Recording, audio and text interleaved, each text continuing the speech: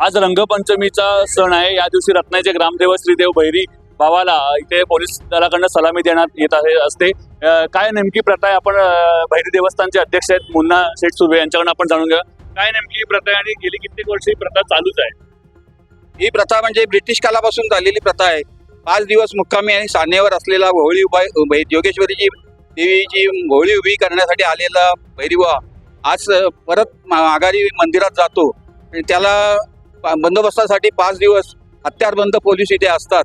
Police बंधू इथे जवळजवळ ब्रिटिश कालापासून इथे त्यांची परंपरा आहे आणि ती अजूनही चालू आहे। ती पालखी आज परत जात असताना उठल्यानंतर पोलीस शस्त्र सलामी होते आणि नंतर ती पालखी इथून पुढे मार्गस्थ होते।